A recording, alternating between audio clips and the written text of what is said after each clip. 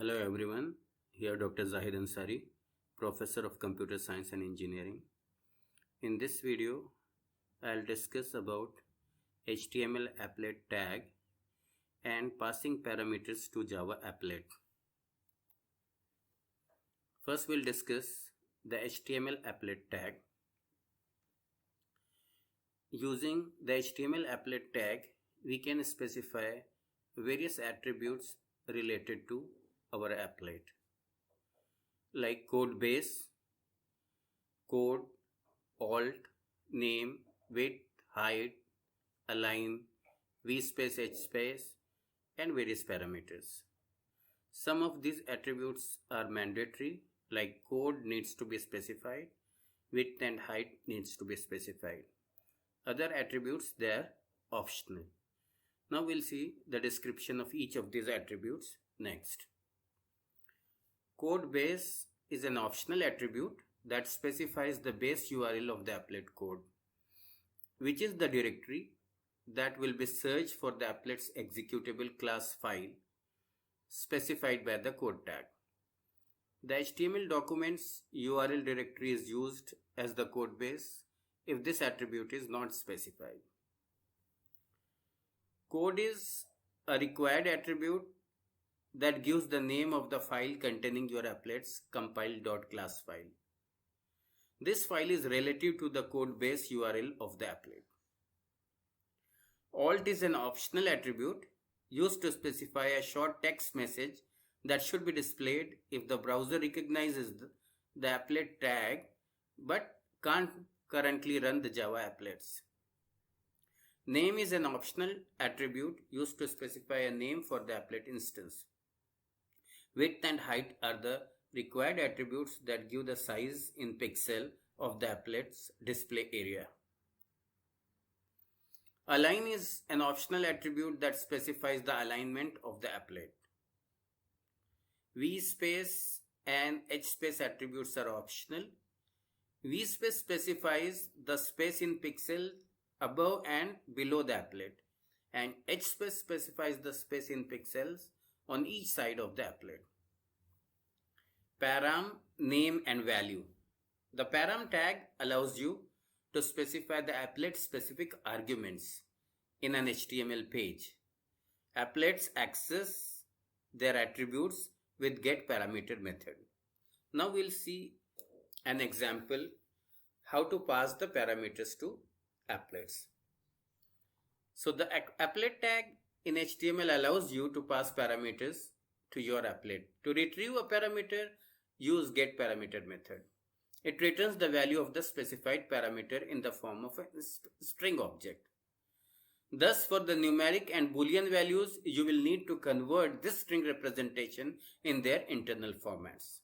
Here is an example that demonstrates the passing of the parameters. Okay, so the applet what we'll be creating is displayed over here. Okay, in this we are trying to print the values of various parameters like font name, font size, leading, account active or not. Okay, so these are the parameters and their values what we are specifying in the HTML files applet tag that we are trying to get through the applet program. So now we go to the code. Okay, we go to the NetBeans where we have implemented our class for getting the parameter. The name of the class is param demo. Okay, before we see this class, let's see the HTML file where we have specified the applet tag. So our HTML file, corresponding HTML file is paramdemo.html. Okay, name of our class is paramdemo. The file in which we have written this code is paramdemo.java, and the corresponding HTML file in which we have provided the applet code is paramdemo.html. So let's see the paramdemo.html. Okay, in this HTML file, in the body we have specified the applet tag, right? In that the code attribute is mandatory. Here we are specifying the name of the class file, that is paramdemo. Width and height, we are specifying 300 and 100 respectively in terms of pixel. Now we have specified 4 parameters over here. The name of the first parameter is font name and its value we have set to Courier. Second parameter is font size, its value is 14. Third parameter is named leading and its value is 2. The fourth parameter is account enabled and its value is true. So we have specified 4 parameters over here.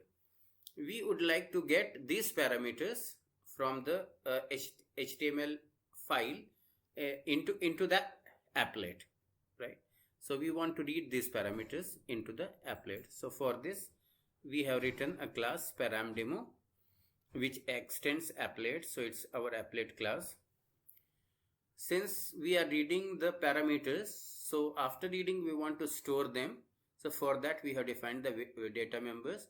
So font name is a string, font size integer, leading is a floating point number, and active is a boolean value. Okay, so inside the start method we try to get these parameters. Okay, so we'll be getting the values of the parameter, and this we are storing in a string called param. So we call the method get parameter, and we want to get the parameter font name. So we are specifying font name over here as the parameter. Okay, so it gets the parameter into the font name. It gets the parameter font name over here. Okay, so if font name is null, then we set font name not found. Okay, now we want to get the parameter called font size.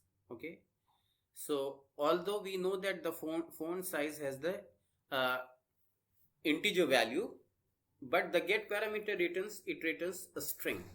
So for that we are calling get parameter on font size, and the string value we are storing in the param variable what we have declared earlier over here.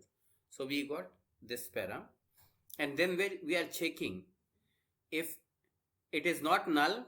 In that case we are parsing this string to integer. So on the class integers parse int method, we are passing this param, and we are converting this string to integer, and we are taking that into the font size. In case if the parameter is null, then we set the font size equal to 0.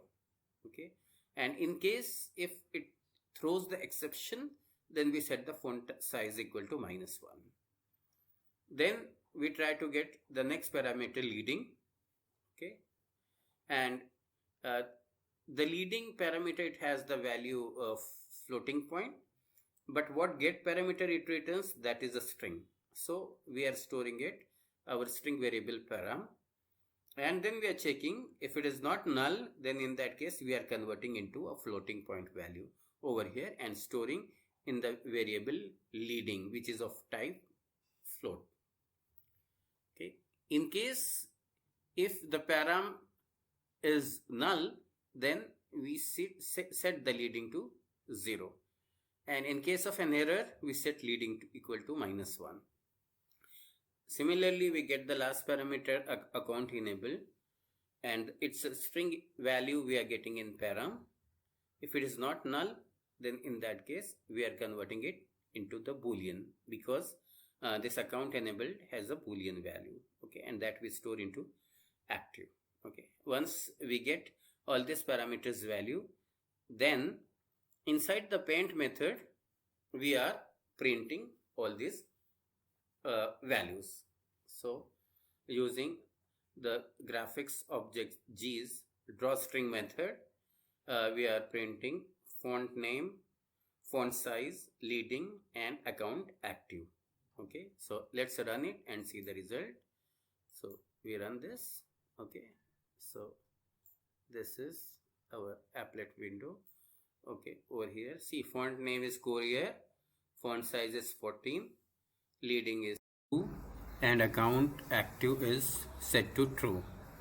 This finishes our demonstration of the applet, which gets the parameter values from the HTML file and displays it into an applet.